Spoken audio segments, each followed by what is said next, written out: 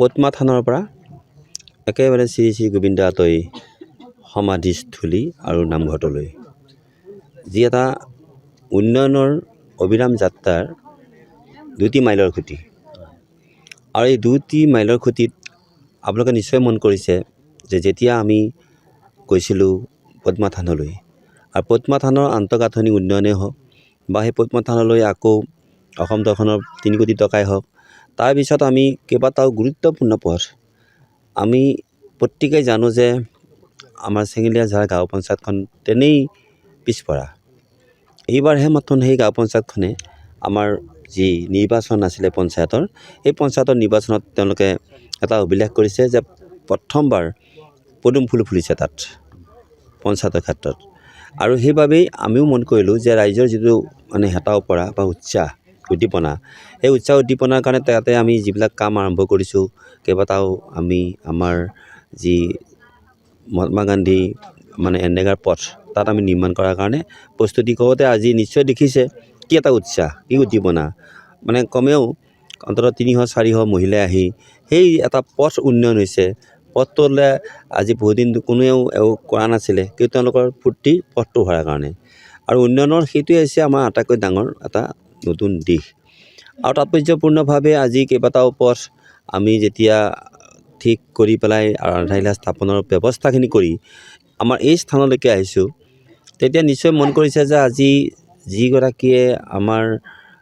স্বাভিমান খতৰা সত্ৰক নিৰ্মাণ কৰিছিল তেওঁৰ চিন্তা চেতনাৰে সেইগৰাকী শ্ৰী শ্ৰী গোবিন্দ আতৈৰ সেই স্থানলৈ য'ত নেকি তেখেতে একেবাৰে অন্তিম শয়ন লৈছিল সেই স্থানলৈ অহা ৰাস্তাকেইটা নিশ্চয় দেখিছে কোনো আগৰ কোনো বিধায়কে হওক বা কোনো মানুহে হওক যে আগতে আমি বোলে শ্ৰী শ্ৰী গোবিন্দ আতৈৰ আমি এই নামঘৰটো য'ত নেকি তেখেতৰ একেবাৰে অৱশিষ্ট স্মৃতিকণ আছে গৈ তাতেই আমি এটা ৰাস্তাকেইটা বনাই দিওঁ এই ধৰণৰ কাৰো চিন্তা নাছিল কিন্তু মই যেতিয়া ইয়ালৈ আহিছিলোঁ নিৰ্বাচনৰ কামত আহোঁতে মই মন কৰিলোঁ ইয়াৰ ৰাইজে বিশেষকৈ মোৰ স্থানীয় কেইবাজনো ৰাইজে আৰু আমাৰ মহিলা আই মাতৃসকলে মোক কৈছিল ৰাস্তাটো আমাক দিয়ক আৰু আমাক এতিয়া একো নালাগে কাৰণ বানপানীয়ে তেতিয়া একেবাৰে গোটেই পথছোৱা বিস্তীৰ্ণ কৰিছিল নষ্ট কৰিছিল কিন্তু আজি তেওঁলোকৰ আশা পূৰ্ণ কৰিবৰ কাৰণে আজি গোটেইকেইটা পথ আমাৰ এই যিটো গোবিন্দ আতৈ নামঘৰটিকো আজি মই 3 লাখ টকা দিছোঁ আৰু লগে লগে পথকেইটাৰ 2টা পথৰ কাৰণে যিখিনি আৱশ্যকীয় যিখিনি লাগে সেইবাৰ ব্লকেৰে ৰাস্তা 2টা নিৰ্মাণ কৰা হ'ব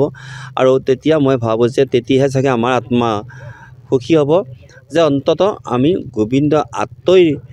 নামঘৰটোলৈ অহা যোৱাৰ ব্যৱস্থাটো আৰু গোটেই এই ৰাইজক যিখিনি মোক মানে মোৰ পৰা বিচাৰিছিল সেইখিনি কৰিবৰ কাৰণে মই অন্ততঃ কি মোৰ শেষ চেষ্টাটো এটা সফল হৈ গ'ল সেয়াই মোৰ আত্মতুষ্টি আৰু আজিৰ দিনটো সেইকাৰণে মোৰ কাৰণে আটাইতকৈ গুৰুত্বপূৰ্ণ দিন আচলতে জুবিন গাৰ্গৰ নামত আমাৰ ৰাইজে স্থানীয় ৰাইজে যিটো কাম কৰিছে